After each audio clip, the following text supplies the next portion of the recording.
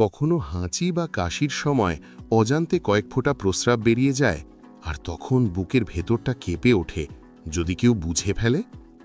রাতে কি ৩-৪ বার ঘুম ভেঙে টয়লেটে যেতে হয় আর সকালে উঠেই শরীরটা ক্লান্ত লাগে? বাইরে কোথাও যাওয়ার আগে কি প্রথমেই মনে হয় ওখানে টয়লেট আছে তো? যদি এমনটা হয়ে থাকে তাহলে জেনে রাখুন, আপনি একা নন। ৫০ বছরের পর অসংখ্য মানুষ এই সমস্যায় নীরবে ভোগেন, লজ্জায় কাউকে বলেন না, ডাক্তার দেখাতে দেরি করেন, শুধু সহ্য করে যান। কিন্তু আজ আমি আপনাকে খুব গুরুত্বপূর্ণ একটি কথা বলতে চাই। এটা আপনার দোষ নয়, এটা বার্ধক্যের স্বাভাবিক পরিবর্তনের অংশ। এবং সবচেয়ে বড় কথা, এটি নিয়ন্ত্রণ করা সম্ভব। মাত্র কয়েকটি সহজ ব্যায়াম ও সামান্য কিছু অভ্যাস পরিবর্তনের মাধ্যমে ধীরে ধীরে আপনার আত্মবিশ্বাস ফিরিয়ে আনা যায়। আজকের ভিডিওতে আমি খুব সহজভাবে বলবো এই ব্যায়াম আপনি ঘরেতেই কিভাবে করবেন, এবং শেষে কিছু অভ্যাসে কথা বলবো যেগুলোর মাধ্যমে এই সমস্যা অনেকটাই নিয়ন্ত্রণে আনা যায়। তাই অবশ্যই ভিডিওটা শেষ পর্যন্ত দেখুন। সমস্যাটা কেন হয়? বয়স বাড়লে আমাদের শরীরের পেশিগুলো ধীরে ধীরে দুর্বল হয়ে যায়, বিশেষ করে মূত্রথলি ও পেলভিক ফ্লোরের পেশি। নারীদের ক্ষেত্রে সন্তান প্রসবের পরে এই সমস্যা বেশি দেখা যায়। পুরুষদের ক্ষেত্রেও বয়সজনিত কারণে এই সমস্যা হতে পারে। হাঁচি, কাশি, হাসি, ভারী কিছু তুললে, চাপ পড়লেই প্রস্রাব বেরিয়ে আসা, এটাকে বলে স্ট্রেস ইনকন্টিনেন্স। এটা লজ্জার নয়, এটা একটি শারীরিক সমস্যা এবং এর সমাধান আছে। চলুন তাহলে এখন সেই এক্সারসাইজগুলো নিয়ে আলোচনা করি। ব্যায়াম ১, পেলভিক ফ্লোর মাসল এক্সারসাইজ। এই এক্সারসাইজটি শুরু করার আগে পেলভিক ফ্লোর মাসলগুলোকে কিভাবে চিনবেন ভালোভাবে এটা বুঝে নিন। পদ্ধতি ১, প্রস্রাব থামানোর অনুভূতি দিয়ে বোঝা। ভাবুন আপনি প্রস্রাব করতে যাচ্ছেন, হঠাৎ মাঝপথে মনে হলো এক্ষুনি প্রস্রাব থামাতে হবে। সেই মুহূর্তে শরীরের ভেতরের নিচের অংশে যে মাংসপেশিগুলো শক্ত হয়ে যায়, যেগুলো টান টান অনুভূত হয় এবং প্রস্রাব আটকে রাখতে সাহায্য করে, এই মাংসপেশিগুলোকেই বলা হয় পেলভিক ফ্লোর মাসেল। এটি শুধু মনে মনে বোঝার জন্য ভাববেন। প্রস্রাব করার সময় বাস্তবে বারবার বন্ধ করার চেষ্টা করা উচিত নয়, কারণ এতে উল্টো সমস্যা বাড়তে পারে।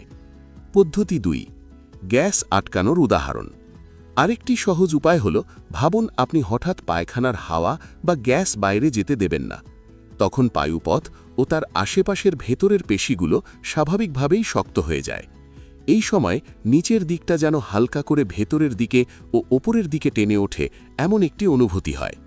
এই পেশিগুলোই প্রস্রাব এবং পায়খানা দুটোই ধরে রাখতে সাহায্য করে, এবং এগুলোই পেলভিক ফ্লোর মাসেল। এই ব্যায়ামটি মূলত সেই পেশিগুলোকে শক্তিশালী করে যেগুলো মূত্রথলি ও মূত্রনালীকে নিয়ন্ত্রণ করে। বয়স বাড়ার সঙ্গে সঙ্গে এই পেশিগুলো দুর্বল হয়ে যায়, তাই নিয়মিত অনুশীলন খুবই উপকারী। প্রথমে একটি শক্ত চেয়ারে সোজা হয়ে বসুন, পা দুটো মাটিতে সমানভাবে রাখুন এবং মেরুদণ্ড সোজা রাখুন। এখন ভাবুন আপনি হঠাৎ প্রস্রাবের বেগ অনুভব করেছেন এবং সেটি ধরে রাখতে চাইছেন। ঠিক যেভাবে প্রস্রাব আটকে রাখেন, সেই ভেতরের পেশিগুলো আস্তে করে চেপে ধরুন। খেয়াল রাখবেন পেট, উরহু বা নিতম্ব যেন শক্ত না হয়। শুধু ভেতরের সেই নির্দিষ্ট পেশিই কাজ করবে। এইভাবে ৫ থেকে ১০ সেকেন্ড ধরে রাখার চেষ্টা করুন। যদি প্রথম দিকে ১০ সেকেন্ড না পারেন, তাহলে ৩-৪ সেকেন্ড দিয়ে শুরু করুন এবং ধীরে ধীরে সময় বাড়ান। তারপর ধীরে পেশি ছেড়ে দিন এবং কয়েক সেকেন্ড বিশ্রাম নিন। এভাবে একবারে ১০ থেকে ১৫ বার করলে ভালো ফল পাওয়া যায়। যেমন সকালে ঘুম থেকে উঠে, দুপুরে, সন্ধ্যায় এবং ঘুমানোর আগে। শ্বাস-প্রশ্বাস স্বাভাবিক রাখবেন, শ্বাস বন্ধ করে রাখবেন না। এই ব্যায়ামটি আপনি চুপচাপ বসে টিভি দেখতে দেখতে, এমনকি বিছানায় বসেও করতে পারেন, কারণ বাইরে থেকে কেউ বুঝতে পারবে না। নিয়মিত ৪ থেকে ৬ সপ্তাহ অনুশীলন করলে ধীরে ধীরে পেশি শক্ত হতে শুরু করে এবং প্রস্রাব ধরে রাখার ক্ষমতা বাড়ে। তবে প্রথম কয়েকদিনেই ফল না পেলে হতাশ হবেন না। ধৈর্য এবং নিয়মিত অভ্যাসই এখানে সবচেয়ে বড় ওষুধ। ব্যায়াম ২, ব্রিজ এক্সারসাইজ। এই ব্যায়ামটি পেলভিক ফ্লোরের পেশি, কোমর ও তলপেটের নিচের অংশকে শক্তিশালী করতে সাহায্য করে। যারা বারবার প্রস্রাব ধরে রাখতে পারেন না, তাদের জন্য এটি খুব উপকারী একটি অনুশীলন। তবে ধীরে ও নিয়ম মেনে করতে হবে। প্রথমে সমতল ও আরামদায়ক জায়গায়, যেমন বিছানা বা মাটিতে একটি চাদর বিছিয়ে চিত হয়ে শুয়ে পড়ুন। 2 পা হাঁটু থেকে ভাঁজ করে এমনভাবে রাখুন যাতে পায়ের পাতা মাটিতে সমানভাবে থাকে। হাত দুটি শরীরের পাশে স্বাভাবিকভাবে রাখুন। এখন ধীরে ধীরে শ্বাস নিতে নিতে কোমর ও নিতম্ব ওপরের দিকে তুলুন। চেষ্টা করুন শরীর যেন হাঁটু থেকে কাঁধ পর্যন্ত সোজা একটি ঢালু লাইনের মতো হয়। এই অবস্থায় 5 সেকেন্ড ধরে রাখুন। শ্বাস-প্রশ্বাস স্বাভাবিক রাখবেন, শ্বাস আটকে রাখবেন না। তারপর আস্তে আস্তে শ্বাস ছাড়তে ছাড়তে কোমর নিচে নামিয়ে আগের অবস্থায় ফিরে আসুন। এভাবে একবারে 10 বার করুন। দিনে 3 থেকে 4 বার করলে ভালো ফল পাওয়া যায়। যদি প্রথম দিকে 5 সেকেন্ড ধরে রাখতে কষ্ট হয় তাহলে 2-3 সেকেন্ড দিয়ে শুরু করুন এবং ধীরে ধীরে সময় বাড়ান। ওয়ার্নিং: যাদের কোমরে তীব্র ব্যথা, স্লিপ ডিস্ক বা হাঁটুতে বেশি সমস্যা আছে তারা শুরু করার আগে চিকিৎসকের পরামর্শ নিন। ব্যায়াম করার সময় হঠাৎ ব্যথা হলে সঙ্গে সঙ্গে থামবেন। কিছু গুরুত্বপূর্ণ অভ্যাস পরিবর্তন: শুধু ব্যায়াম করলেই হবে না, দৈনন্দিন জীবনের কিছু ছোট অভ্যাস বদলালেও প্রস্রাব ধরে রাখতে অনেক সুবিধা হয়। অনেক সময় এই ছোট পরিবর্তনগুলোই বড় ফল দেয়। প্রথমত, অতিরিক্ত চা ও কফি কমানোর চেষ্টা করুন। চা ও কফিতে ক্যাফেইন থাকে যা মূত্রথলিকে উত্তেজিত করে এবং বারবার প্রস্রাবের বেগ বাড়ায়। বিশেষ করে সন্ধ্যার পর বেশি চা বা কফি খেলে রাতে বারবার ঘুম ভেঙে যেতে পারে। তাই দিনে 1-2 কাপের বেশি না খাওয়াই ভালো এবং বিকেল বা সন্ধ্যার পর এড়িয়ে চলাই উত্তম। দ্বিতীয়ত, মানসিক চাপ বা টেনশন কমানোর চেষ্টা করুন। অনেক সময় দুশ্চিন্তা ও উদ্বেগ মূত্রথলির ওপর প্রভাব ফেলে এবং প্রস্রাবের বেগ দ্রুত আসে।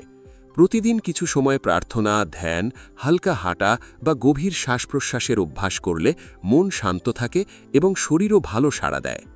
তৃতীয়ত, ওজন বেশি থাকলে ধীরে ধীরে কমানোর চেষ্টা করুন। পেটের অতিরিক্ত মেদ মূত্রথলির ওপর অতিরিক্ত চাপ সৃষ্টি করে, ফলে হাঁচি কাশিতে প্রস্রাব বেরিয়ে আসার সম্ভাবনা বাড়ে।